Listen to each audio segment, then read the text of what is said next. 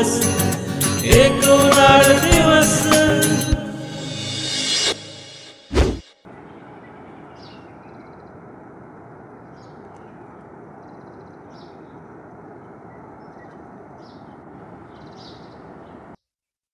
काल आम्ही कल्पा येथे आलो आणि काल कल्पा येथे ज्या होमस्टेला थांबलो होतो त्या होमस्टेचं नाव आहे बेस्ट व्ह्यू होमस्टे. आणि या होमस्टेचं वैशिष्ट्य असं आहे की माझ्या मागे आपण जी रेंज पाहता ही रेंज आहे पूर्ण किन्नौर कैलास रेंज. आणि या किन्नौर कैलास रेंजमध्ये माझ्या समोर बरोबर किन्नौर कैलास पर्वत आहे. किन्नौर कैलास हे येथील लोकांचं अत्यंत श्रद्धेचं ठिकाण आहे, जिथे भगवान शंकरांनी तपश्चर्या केली होती असं सांगितलं जातं. काल संध्याकाळी आम्ही इथे आलो आणि इथून आम्हाला किन्नौर कैलासचं खूप छान दर्शन काल संध्याकाळपासूनच घडते आणि त्याच्या सान्निध्यात आम्ही कालचा हा दिवस काढलेला आहे. बऱ्याच लोकांना हे नशिबात नसतं, पण आमच्या नशिबात होतं. आणि या किन्नौर कैलासला खरोखर माझा मनापासून प्रणाम. आणि आता ज्या पुढच्या प्रवासाला आता सुरुवात होत आहे. चला तर मग निघूया आता पुढच्या प्रवासाला.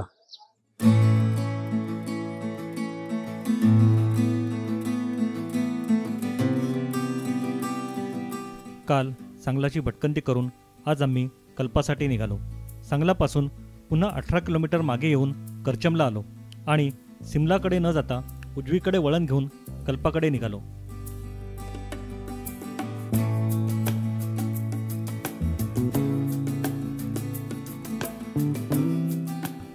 करचम ते रिकॉन्गपिओ मार्गे सांगला हे अंतर साधारण 30 किलोमीटर एवढे आहे. कल्पाकडे जाताना आता निसर्गाचे नवीन रूप आमच्यासमोर येत होते. बास्पा नदीच्या किनाऱ्यावरून सुरू केलेला आमचा आजचा प्रवास आता बास्पा आणि सतलुज नदीच्या संगमावर असलेल्या करचम धरणावरून बास्पा नदीला मागे टाकून आता सतलुज नदीच्या किनाऱ्याने होत होता. वाटेत रिकॉन्गपिओला मागे टाकून आम्ही आमच्या आजच्या हॉटेलवर आलो.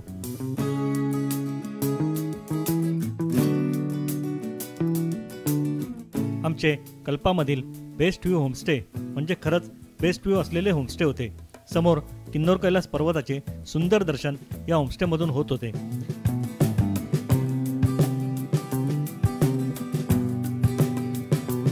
थोडीशी विश्रांती घेऊन आम्ही फिरायला बाहेर पडलो. होमस्टेच्या बाजूला असलेल्या निसर्ग गार्डनमध्ये आम्ही मुक्तपणे फिरलो आणि येथून समोर दिसणाऱ्या पर्वतरांगांचा मनसोक्त आनंद लुटला.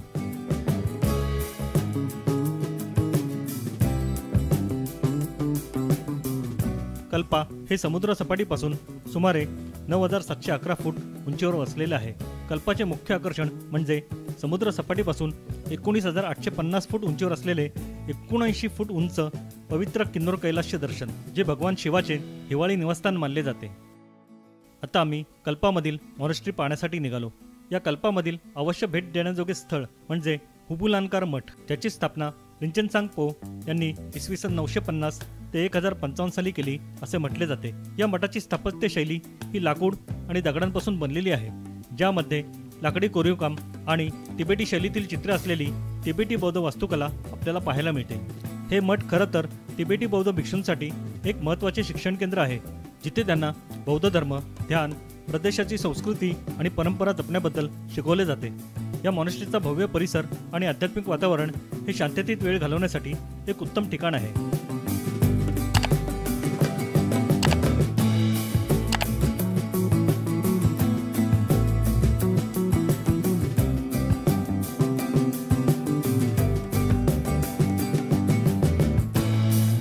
मठ पाहून आम्ही कल्पाच्या माथ्यावर असलेल्या कल्पा किल्ल्याकडे निघालो.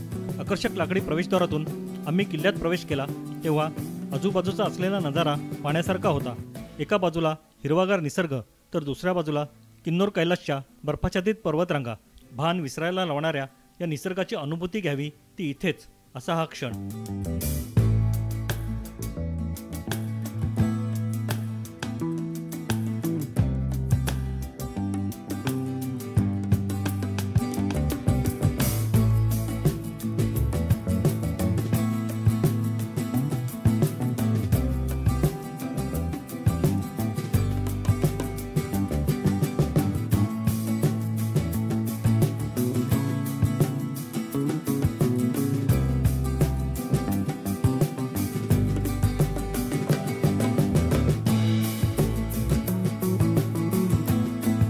बराच वेळ आम्ही येथे रेंगाळलो, पण अजून आमचा बराच प्रवास बाकी होता, म्हणून आम्ही तेथून निघालो. आता आमची पुढील भटकंती होती ती जवळच असलेल्या चिनी गावातील एका टेकडीच्या माथ्यावर असलेले प्राचीन नारायण नागिनी मंदिर पाहण्यासाठी. भगवान नारायण आणि देवी नागिनी यांना समर्पित असलेले हे मंदिर पारंपरिक तिबेटी पागोडा शैलीतील किन्नोरी कारागिरीचा पुरावा आहे. असे मानले जाते की हे मंदिर 5000 वर्ष जुने आहे आणि त्याचे महत्त्व महाभारताच्या समृद्ध पौराणिक कथांमध्ये जोडलेले आहे.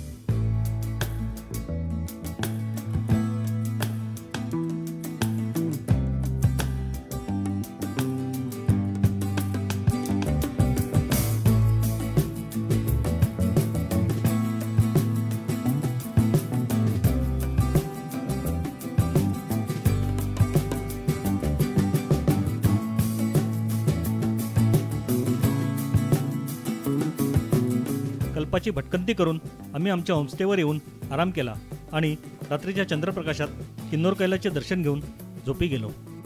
दुसऱ्या दिवशी सूर्याने दर्शन दिले आणि आजच्या आमच्या प्रवासाचा 6वा दिवस उजाडला. आम्ही निघालो ते कल्पापासून पुढे 8 किलोमीटर अंतरावर असलेल्या एका अशा गावाला भेट देण्यासाठी ज्या गावात आजही जुनी किन्नोरी घरे आणि परंपरा पाहायला मिळतात. ते गाव म्हणजे रोगी. कल्पाहून रोगीकडे जाणारा रस्ता थोडा धोकादायक आहे आणि याच रस्त्यावर आहे सुसाईड पॉईंट. उंच डोंगर, त्यातून काढलेला अरुंद मार्ग आणि खाली खोल दरी.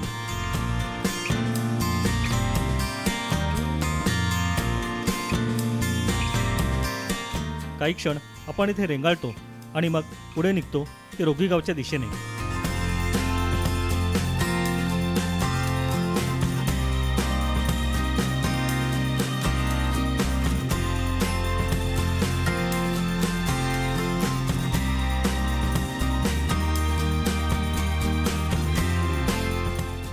आता मी आहे किन्नौरमधल्या अशा एका गावात की ज्या गावामध्ये आपल्याला किन्नौरी परंपरा जपलेली पाहायला मिळते आणि ते गाव आहे रोगी गाव.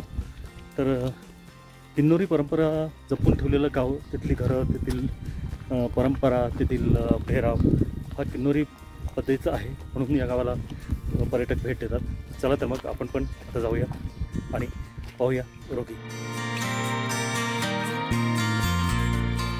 समुद्र सपाटीपासून 10,170 फूट उंचीवर डोंगराच्या उतारावर वसलेले हे दुर्गम रोगी गाव सफरचंदाच्या आणि जर्दाळूच्या बागांसाठी आणि वांशिक ग्रामीण जीवनासाठी लोकप्रिय आहे, ज्यामध्ये मंदिरे, मठ, किन्नौरी शैलीतील इमारती यांचा समावेश आहे.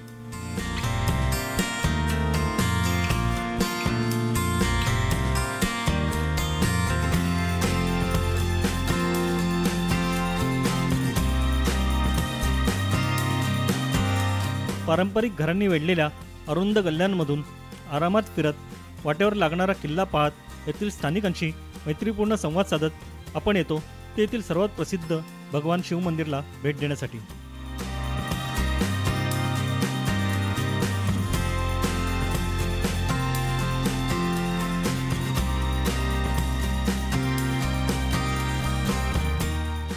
हे मंदिर 5000 वर्ष जुने असल्याचे मानले जाते आणि महाभारताच्या पौराणिक कथांमध्ये त्याचे महत्त्व आहे. स्थानिक लोककथेनुसार पांडव त्यांच्या वनवासात या देवतेची पूजा करत असत. मंदिरात प्राचीन लाकडी आणि दगडी बांधकामाचा एक अनोखा मिलाफ होता आणि मंदिराच्या लाकडी भिंती देवतांच्या शिल्पांनी भरलेल्या होत्या. मी यापूर्वी इतके अद्भुत आणि सुंदर पर्वतीय मंदिर पाहिले नव्हते.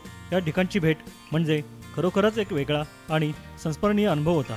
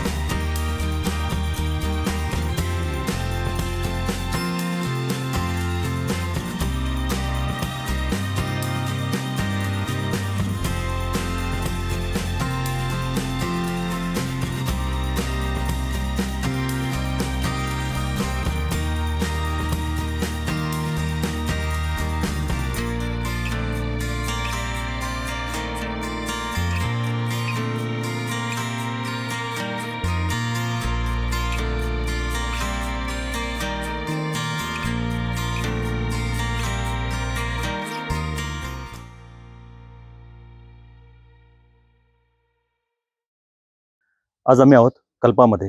वाटेमध्ये असलेली काही ठिकाणं पाहिली आणि आता आमचा पुढचा प्रवास सुरू होतोय तो ताबोच्या दिशेने. तर चला तर मग आता आपला पुढच्या प्रवासाला सुरुवात करूया. रोगी गावाला भेट दिल्यानंतर आम्ही पुन्हा कल्पामध्ये आलो आणि आमच्या पुढच्या प्रवासाला सुरुवात केली. आमचे आजचे डेस्टिनेशन होते ते ताबो, पण वाटेत जाताना लागणारी काही ठिकाणे आम्हाला करायची होती.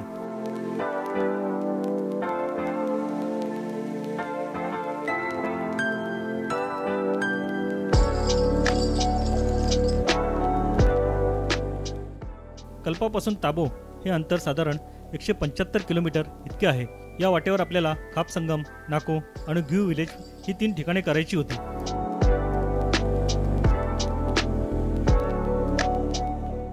कल्पापासून खाप नदीवरील संगम हे अंतर साधारण 85 किलोमीटर इतके आहे. पण वाटेवरील प्रवास, बदलत जाणारे निसर्गाचे लँडस्केप पाहत आमचा प्रवास सुरू होता. आत्तापर्यंत हिरव्यागार निसर्गाने आपले रूप बदलले होते. उंच झाडांमध्ये असलेला निसर्ग आता खोट्या रोपांमध्ये आणि उघड्या डोंगरांमध्ये पाहायला आम्हाला मिळत होता. या मार्गामध्ये असलेल्या गावांमध्ये काय ती हिरवाई पाहायला मिळत होती.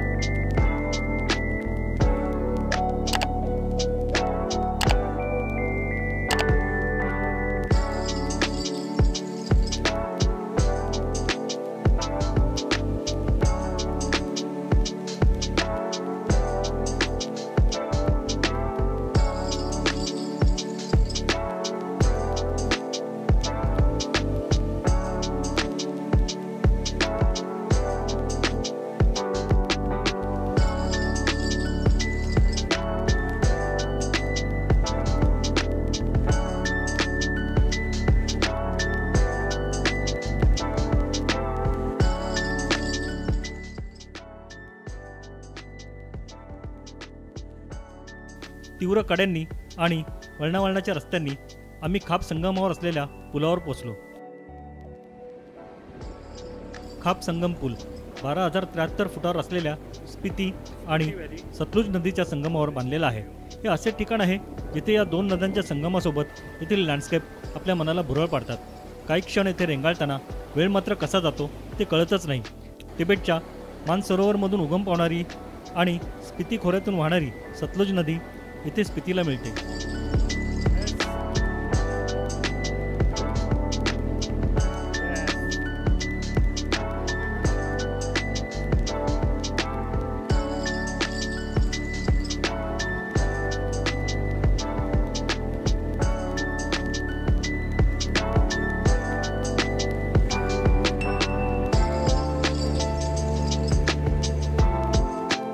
आम्ही सुद्धा बराच वेळ येते आजूबाजूचा निसर्ग पाहत होतो.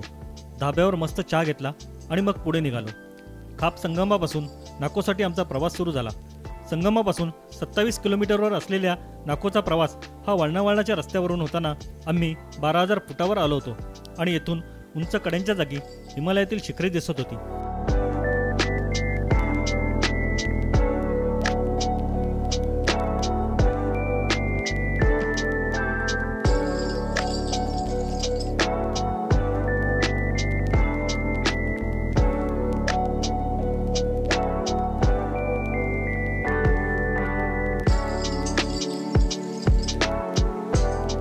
वाटेवर असलेल्या का या गावात आम्ही जेवणासाठी थांबलो.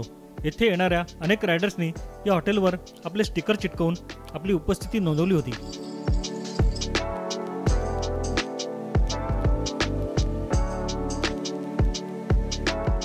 जेवण झाले, पुन्हा प्रवासाला निघालो आणि आम्ही नाको येथे पोहोचलो. गावात प्रवेश करण्यापूर्वी लांबूनच हवेत फडकणाऱ्या रंगबिरंगी ध्वजांनी आमचे स्वागत केले होते. प्रत्येक घरावर असलेल्या या रंगबिरंगी ध्वजावरून या गावाचे बौद्ध स्वरूप स्पष्ट होत होते.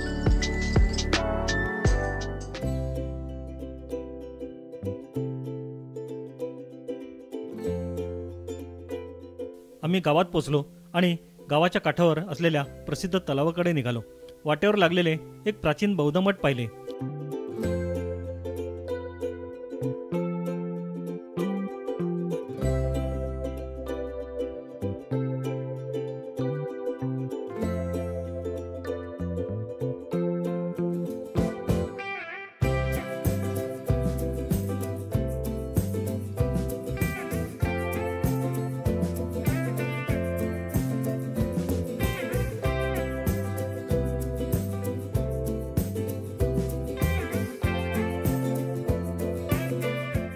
समुद्र सपाटीपासून 12,017 फुटावर असलेले नाको हे त्याच्या नाको लेक आणि मॉनेस्ट्रीसाठी प्रसिद्ध आहे. येथील नाको लेक अर्थात तलावाचे अस्तित्व या गावाच्या सौंदर्यात आणखीनच भर घालते. हा तलाव माझ्या अपेक्षेपेक्षा खूप लहान होता, पण त्याच्या भोवती एक छोटीशी पायवाट होती. विलो आणि चिनार वृक्षांनी वेढलेल्या या तलावाभोवती प्रदक्षिणा करताना आजूबाजूला असलेली झाडे पाण्यात प्रतिबिंबित होत होती. स्थानिक आख्यायिका म्हणतात की या तलावाचा एक पवित्र संबंध आहे, कारण असे मानले जाते की गुरु पद्मसंभव यांनी येथे ध्यान केले होते आणि येथील दगडावर या महान बौद्ध गुरूच्या पाऊलखुणा आहेत.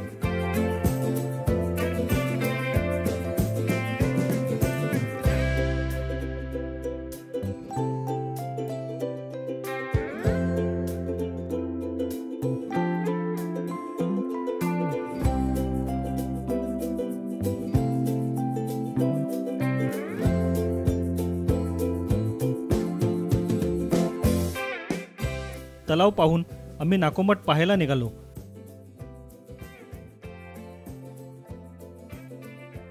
हिमालयातील पुरातन अशा मठांपैकी असलेली ही नाको मॉनेस्ट्री 11व्या शतकात इसवी सन 1025 मध्ये बांधली आहे.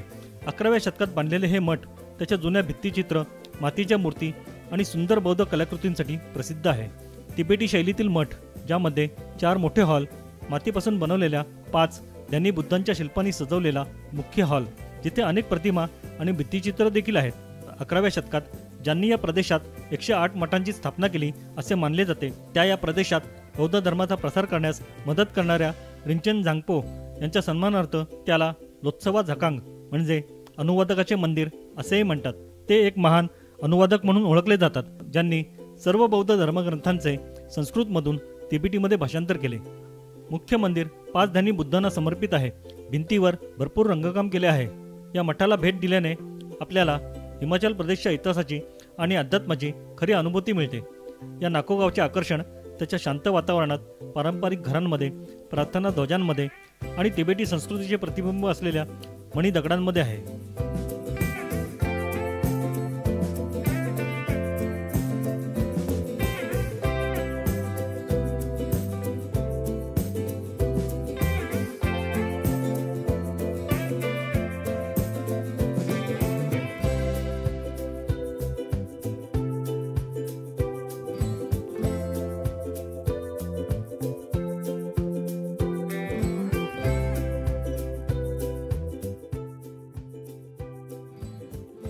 नाकोची भटकंती पूर्ण करून आम्ही आमच्या पुढील प्रवासाला निघालो. वाटेवर अजून काही ठिकाणांना भेट देत आमचा प्रवास सुरू आहे. मित्रांनो, माझा हा प्रवास जर आपल्याला पाहताना स्पिती कशी पाहायचे याचे मार्गदर्शन करण्याचा माझा हा प्रयत्न आहे. ब्लॉग आवडला असल्यास लाईक आणि माझ्या या चॅनलला सबस्क्राईब करायला विसरू नका. पुन्हा भेटू स्पिती व्हॅलीच्या पुढील भटकंतीला. जय भवानी, जय शिवराय.